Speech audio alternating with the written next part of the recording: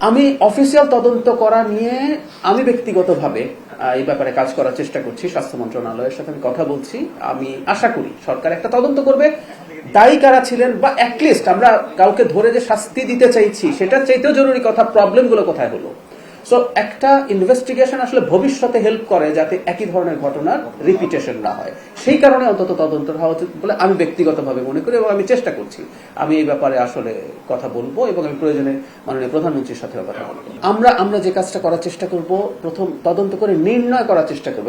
আমরা খেয়াল করেছি যে গত অন্তর্বর্তী সরকারে যিনি স্বাস্থ্য বিষয়ক বিশেষ সহকারী ছিলেন প্রফেসর সাইদুর রহমান সাহেব, তিনি একটা ব্যাখ্যা দিয়েছেন তার মতো করে। মানে একটা হচ্ছে কোথায় কোথায় ফ্লজ হয়েছে বলে রিপোর্ট আছে, তাদেরও ব্যাখ্যা আছে। ইনফ্যাক্ট তদন্তের উদ্দেশ্য হচ্ছে এই জিনিসগুলোকে ভেরিফাই করে একটা ডিসিশনে আসা।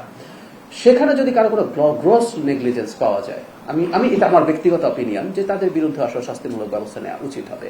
কিন্তু আগে নির্ণয় করাটা জরুরি। আমরা যে ঘটনা ঘটে গেছে, ইয়াস আমি আপনার সাথে একমত, শাস্তিমূলক কোনো ব্যবস্থাও ভবিষ্যতে এটা রিপিটেশনের পথ বন্ধ করে। একই সাথে আমরা কোথায় কোথায় ঘটছে সেই ব্যাপারে আমরা যাতে স্টেপ নিতে পারি সেই চেষ্টা আমরা করতে পারি।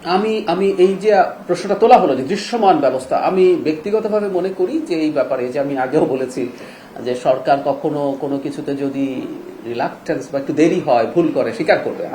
আমি মনে করি যে এটা একটা দৃশ্যমান তদন্ত হচ্ছে, এটা দৃশ্যমান হওয়া ভালো ছিল আরো আগেই।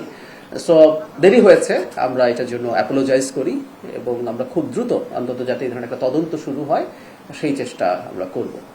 এটা জরুরি। কিন্তু আমরা একটা কথা বলতে পারি যে ম্যাসিভ স্কেলে, খুব সিরিয়াসলি, অনেক বেশি এক্সটেন্সিভলি আমরা টিকা দেওয়া চালিয়ে গেছি। আমাদের খেয়াল করেছে যে এর মধ্যে 89% আমাদের টার্গেট অ্যাচিভড হয়েছে, বাকিটাও হয়ে যাবে। কিন্তু ওই যে অনেক আগে একদিন বলেছি, ডাক্তার হওয়ার কারণে যেটা আমি বুঝি, আপনি টিকা দেওয়ার পরে ইমিউনিটি তৈরি হতে একটু সময় নেয়। সো এই ঘটনাটাই এখন এভাবে করছে। আচ্ছা, খুব ভালো হয়েছে। আমার মাথায় ছিল যে আমি এটা নিজে তুলবো, কিন্তু আপনি প্রশ্ন করায় ভালো হলো যে জঙ্গি আছে জঙ্গি নেই। আমি একটা মন্তব্য করেছি প্রায় একই সময়ে বা একটু পরেই মাননীয় স্বরাষ্ট্রমন্ত্রী বলছেন দেশে কোনো জঙ্গি নেই। আপনারা যদি পরে দেখবেন ওনার বক্তব্য আর আমার বক্তব্যের মধ্যে খুব বেশি ভিন্নতা ছিল না। এটা হলো প্রধান কথা। মানে আমরা তো আসলে ফটো কার্ড করি এখন। আমি এভাবে বলেছি যে জঙ্গিবাদের একটা অতিরঞ্জন ছিল আওয়ামী লীগের সময়, তারা এটা দিয়ে ক্ষমতায় থাকা ন্যারেটিভ তৈরি করেছে। আবার কেউ কেউ কিছুই নেই আমাদের দেশে এই ধরনের বলে, দুটোই কিন্তু নেগেটিভ। মাননীয় স্বরাষ্ট্রমন্ত্রীও কিন্তু বলেছেন যে কিছু এক্সট্রিমিজমের অস্তিত্ব আছে। মানে এই যে জঙ্গিবাদ, আসলে উনি শব্দটা ব্যবহার করতে চান নাই। ইনফ্যাক্ট আমি যা বলেছি ওনার বক্তব্যের সাথে আসলে খুব বেশি ভিন্নতা নেই। তো এটাকে আপনি জঙ্গিবাদ নামে বলুন অথবা উগ্রবাদ নামে বলুন, একটা লো ইন্টেন্সিটি তো আছে, না হলে তো আমরা এই অ্যালার্ট করতাম না, আনতাম না। এবং এটা আছে, এটা স্বরাষ্ট্রমন্ত্রীও স্বীকার করেছেন। প্রচুর কার্টুন টার্টুন হয়েছে যে আমি নাকি ওনার চাইতে বেশি গোয়েন্দা তথ্য রাখি। আর ফাইন, আমার ভালো লেগেছে দেখে। কিন্তু এই জায়গাটা আছে এবং রেড অ্যালার্ট যেহেতু এখনো আছে, তার মানে আপনাকে একটা জিনিস বুঝতে হবে, এই ধরনের ঘটনায় সবসময় যে পাবলিকলি সব কথা সরকার বলবে সেটা সবসময় হবে না। সরকার এইগুলোর যে রিস্ক আছে, এগুলোর ব্যাপারে যে পদক্ষেপ নেওয়া সেগুলো নিচ্ছে, আমি ব্যক্তিগতভাবে জানি। সুতরাং যখন গ্রেফতার বা এই ধরনের কোনো ঘটনা ঘটবে যেটা সরকার মনে করবে জানাবেন আপনাদেরকে, সেটা সময় মতো জানানো হবে। আমি এটুকু বলতে পারি যে রিস্কের কথা আগে বলা হয়েছিল, সেই রিস্ক নিশ্চয়ই এখন তার চেয়ে অনেক কম, সেই রিস্ক কমে যাচ্ছে। কিন্তু এই জায়গাগুলো অনেক বেশি সেন্সিটিভ, সেগুলো এই কারণেই এখন পর্যন্ত এটা বহাল রাখা হয়েছে। এটা খুব বেশি দিন থাকবে বলে আমি মনে করি। কার্ডগুলো সব একত্রিত করা কঠিন হবে। আমাদের একটা মানে ব্যক্তিগত একটা জাতীয় কার্ড তৈরি হতে পারে যেটার মাধ্যমে কমন সার্ভিস, আমাদের তো সবগুলো কমন সার্ভিস আমরা দিচ্ছি না। আমরা যদি কমন সবাইকে দিতাম তাহলে একই কার্ডে, জি